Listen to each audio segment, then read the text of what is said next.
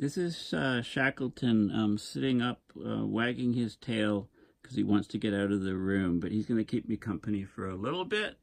I'm continuing discussing global linkages. I'm Paul Beckwith, and I was talking about persistent organic pollutants. This video is a continuation of the two previous ones. So let me get right into it and probably finish up this series because I want to do some videos on the flooding in the Midwest.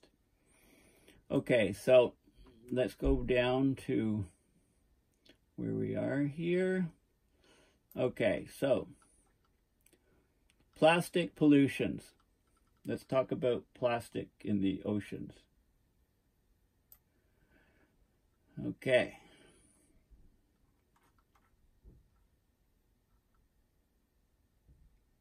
Doesn't want to cooperate with me. There's a lag time between my command on the mouse and what happens on the screen. Okay, so this is basically the global distribution of microplastics in the ocean. So we have all of these gyres. Remember, things that are moving deflect to the right of the northern hemisphere by the Coriolis force. So we've got the North Pacific gyre, the North Atlantic gyre. In the southern hemisphere, things deflect to the left as they move. So we get the South Pacific gyre, South Atlantic gyre, and the Indian Ocean gyre. This is a microplastic concentration. The largest is 1 kilogram, 10. This is 0.1110 logarithmic scale. So the red is up to 10 kilograms of plastic per square kilometers of ocean at the surface. Okay, so the highest concentrations of plastic are in the North Pacific gyre. And then there's about an equal concentration, somewhere about 10 times lower in these other gyres. Some of the sources, the main sources of the input into the ocean are believed to be from fishing activities. That's in the red dashed line area. So fishing activities releasing plastic here and on these coastlines here, major coastlines. Now, potentially from land-based activities, as a source of plastics is the south tip of Africa here, and also there's areas over here, lots of areas over here in Asia, so land-based activities with the plastic going in the ocean. The other ones are mostly fishing activities. Now, plastic input into the Arctic Ocean we have here. Okay, so these are input areas of plastic here in the ocean. We have the Beaufort Gyre, we have the transpolar drift, we have rivers being sources of plastics draining into the ocean. Now, high fishing intensity areas are these green areas here, okay, near the coastlines, and they can be sources of plastic. Now, there's this seabird, the northern fulmars, and this is a concentration of plastic with more than 0.1 grams of plastic in their stomach. Okay, so this is the percentage, 0 to 100%.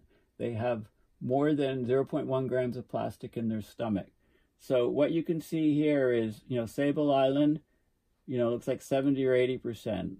Iceland. So lots of plastics in the seabirds in those regions, a bit less in the Canadian Arctic, lots in the eastern North Pacific and Alaska. So plastics being found inside the stomachs of the seabirds.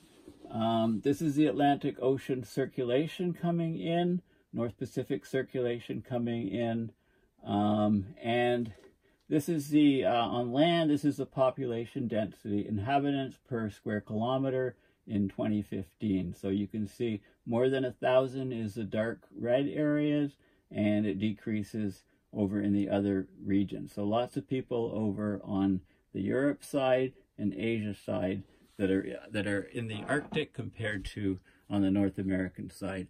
Of the 4 million people living in the Arctic, 60 to 90 degrees north, about 70% of them or so are in Russia, Siberia. Okay, so plastics are becoming more and more of a problem in the oceans. Okay, now mercury is another pollutant in the oceans that is building. So I guess I got to go back one page here.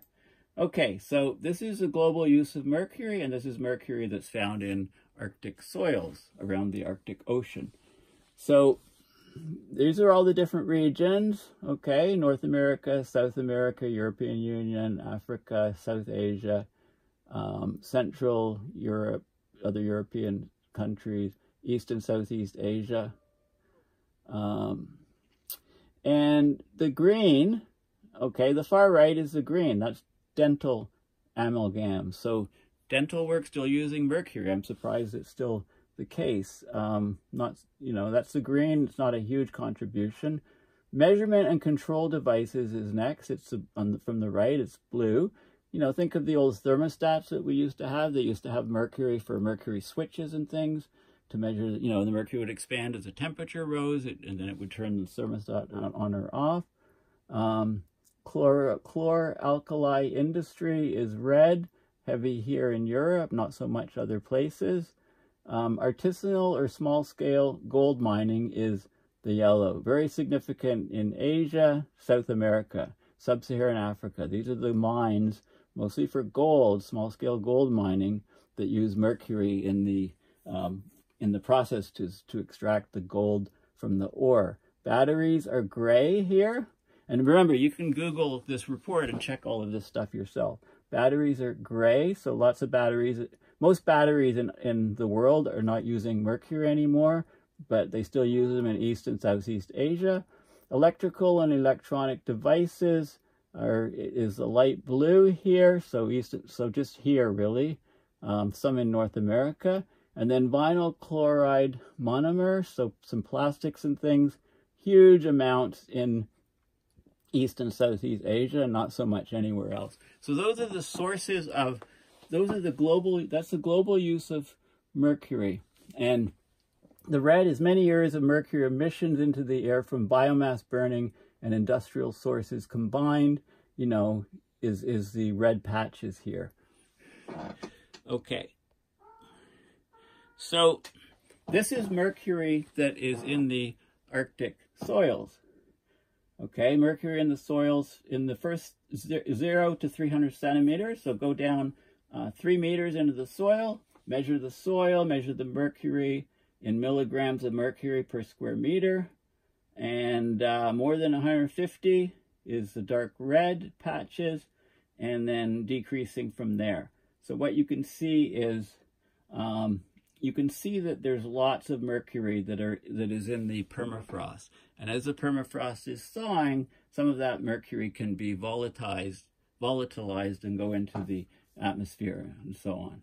Okay, but it's also, it gets concentrated in the food chain, and it's a big problem. Now there's also there's also in the form of methyl mercury. Okay, so methyl, you know, when you build a dam and you flood land, you can have problems with methyl mercury. It's in the materials, and it can become volatilized. So the mercury, it can flow in rivers into the ocean. It can be in glaciers, which then calve and melt. Precipitation, small, very, very low levels of mercury.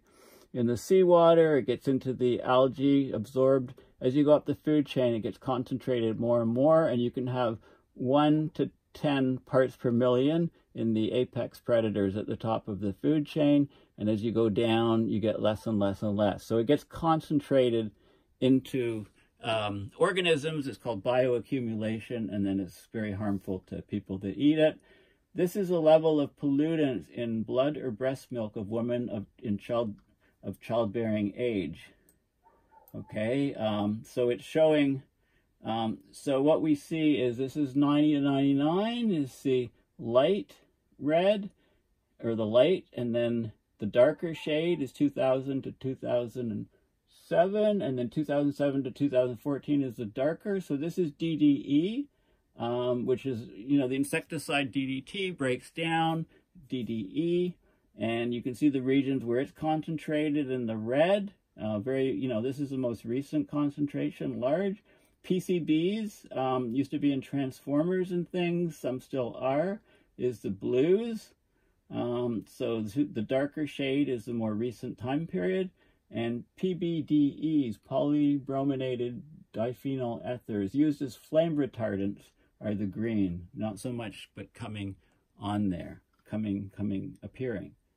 Okay, so what else do we have here? Okay, biodiversity, migratory species. Okay, so let's go down here.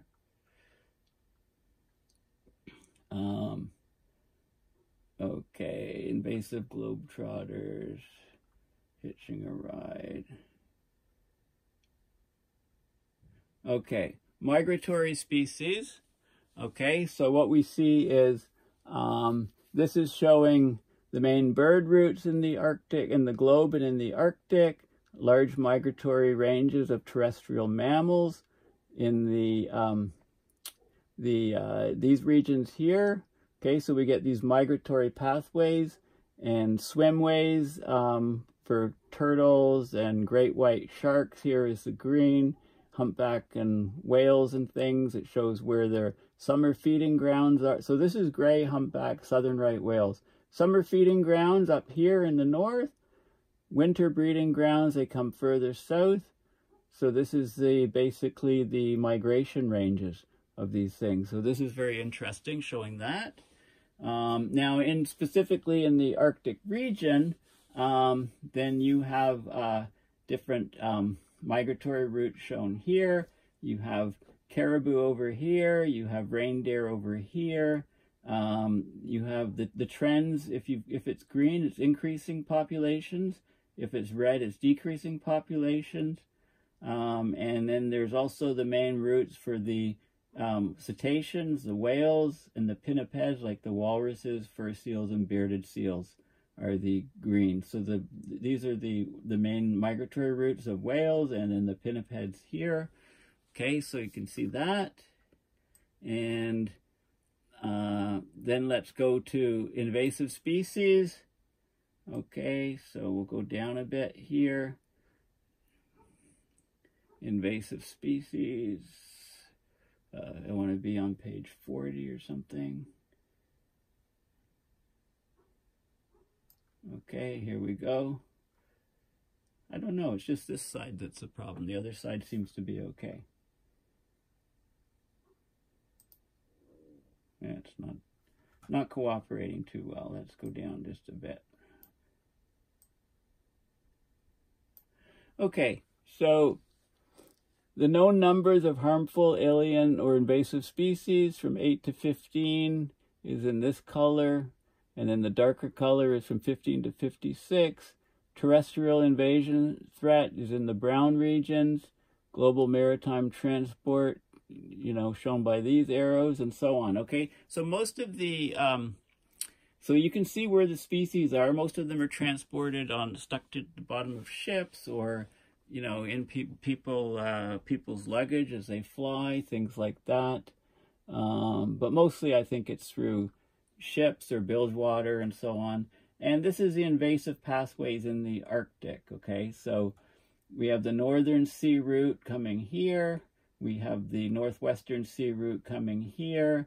And then as there's less and less ice, there'll be these transpolar routes, okay? So they show you, what some of the issues that are going to occur with the species.